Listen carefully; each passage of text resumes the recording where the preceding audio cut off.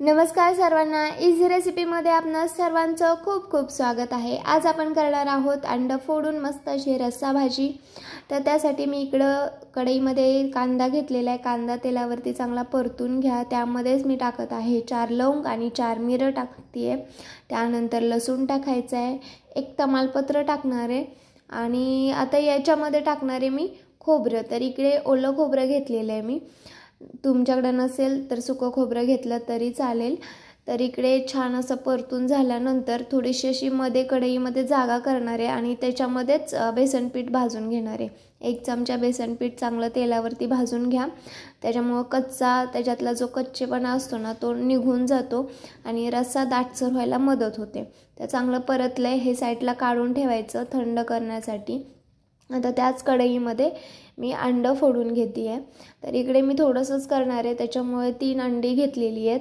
तुमच्या आवडीप्रमाणे तुम्ही कमी जास्त प्रमाण करू शकता। तर इकडे छान अशी तेलावरती परतून घ्या भुर्जी। जेवढं तुम्ही तेल टाकचाल ना तेवढं ते अंड फुलतं।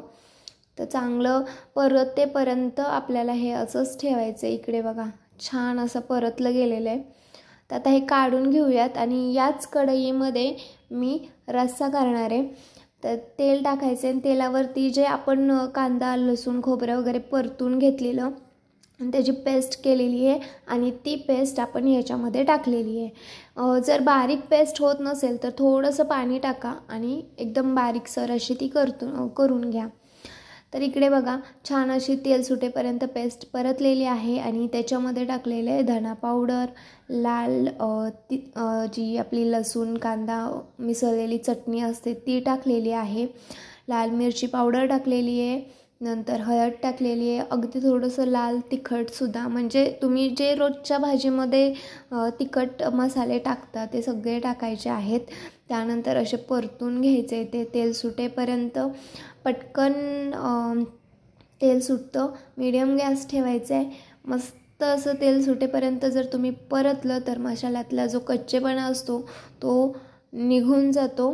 त्यामध्ये थोडंसं गरम पाणी टाकलेलं आहे आणि मसाला मिक्स करून टाकलेला आहे आणि त्यानंतर जेवढं तुम्हाला पाणी पाहिजे तेवढं टाकायचं आहे।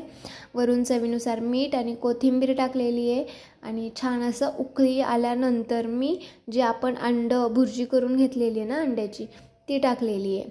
छान उकळून द्यायचं आहे। थोडंसं आटल्यानंतर तुम्ही बघा भाजी अशी दिसते आहे। ही भाजी तुम्ही भाकरीबरोबर चपातीबरोबर खाऊ शकता, भाताबरोबर खाऊ शकता, A1 लागते। नक्की ट्राय करा।